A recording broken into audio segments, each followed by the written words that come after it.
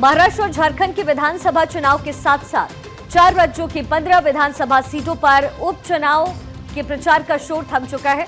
20 नवंबर को होने वाले मतदान के चलते अब नेता सिर्फ डोर टू डोर कैंपेन ही कर पाएंगे। चुनाव के मद्देनजर सियासी दलों ने चुनाव प्रचार के आखिरी दिन जनता को लुभाने के लिए अपनी पूरी ताकत झोंकी। वहीं अब नेताओं की रैलियां कितना असर दिखाएंगी, ये साफ होगा 23 नवंबर को नतीजे के साथ।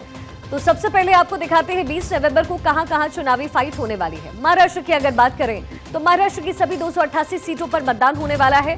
महाराष्ट्र के साथ साथ झारखंड के दूसरे चरण की 12 जिलों की 38 विधानसभा सीटें जहां पर चुनाव होगा। इसके साथ ही उत्तर प्रदेश की 9 विधानसभा सीटों पर आने वाले 20 नवंबर को ही उपचुनाव होने वाले हैं। इसके साथ ही पंजाब की 4 विधानसभा सीट पर भी 20 नवंबर को उपचुनाव के लिए वोटिंग होगी। पंजाब के अलावा केरल की भी एक विधानसभा सीट पलक्कड़ में 20 नवंबर को उपचुनाव का मतदान होगा। तो साथ ही 20 नवंबर उत्तराखंड की केदारनाथ विधानसभा सीट के उपचुनाव की भी तारीख है। चुनाव को देखते हुए सियासी दलों ने भी बड़े पैमाने पर तैयारी की है।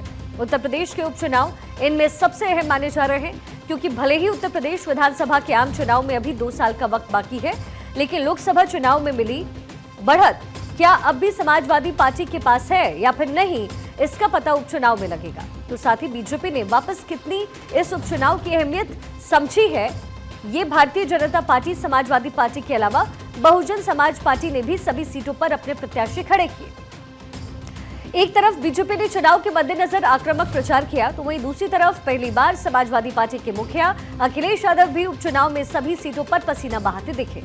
वहीं उत्तर प्रदेश के मुख्यमंत्री योगी आदित्यनाथ खुद भी एक-एक सीट की रणनीति के साथ मैदान में उतरे। उत्तर प्रदेश में जिन सीटों पर उपचुनाव हो रहे हैं वो पहले किसके खाते में थे, जरा ये जानकारी भी आपसे साझा करते हैं। उपचुनाव की 9 सीटों में से एनडीए के खाते में गाजियाबाद सदर, अलीगढ़, खैर, प्रयागराज की फूलपुर, मुजफ्फरनगर की मीरापुर और मिर्जापुर की मंझवा सीट थी, जिसमें से उपचुनाव यहां पर हो रहे हैं, जहां पर गाजियाबाद सदर, खैर और फूलपुर बीजेपी के पास थी, जबकि मीरापुर, आरएलडी और मंझवा निषाद पार्टी के पास थी।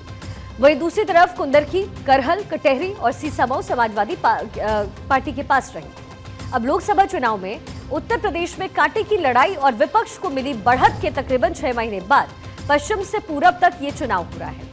इसलिए सत्ता पक्ष इसे मोमेंटम वापसी और विपक्ष मोमेंटम बनाए रखने के मौके के तौर पर इस समय देख रहा है।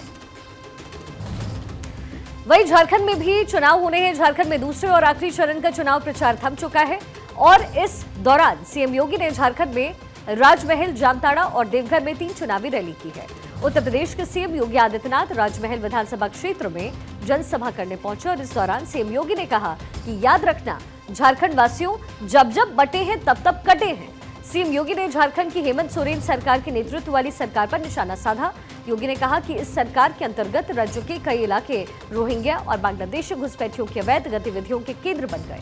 योगी ने साहिबगंज के राजमहल में चुनावी रैली को संबोधित करते हुए कहा कि 23 नवंबर को चुनाव के नतीजों के बाद इन घुसपैठियों को झारखंड से भगा दिया जाएगा और जेएमएम के नेतृत्व में गठबंधन के नेताओं ने लोगों के लिए दी गई रकम की जो लूट की है, उसके लिए जिम्मेदारी तय की जाएगी।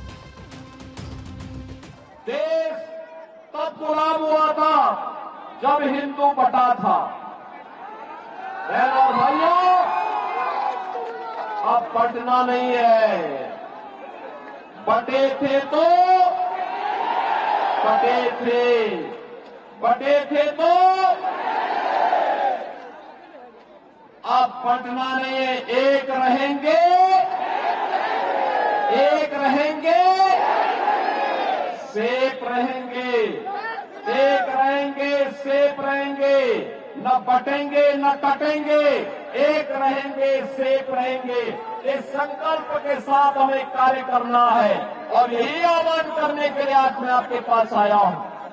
झारखंड की धरती को, यहां की बेटी, यहां की रोटी और यहां की माटी की सुरक्षा पे सेज लगाने के लिए ये लव जिहाद और लैंड जिहाद के माध्यम से बांग्लादेशी घुसपैठियों को और रोहिंग्या मुसलमानों को यहां घुसा करके यहां के अस्तित्व के साथ खिलवाड़ करना चाहते हैं। ये घुसपैठ नहीं होने देनी है।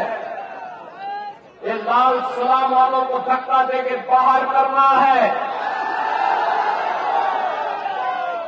ये लूट खसोट और भ्रष्टाचार फैलाने वालों के लिए राजनीति में कोई जगह नहीं होनी चाहिए।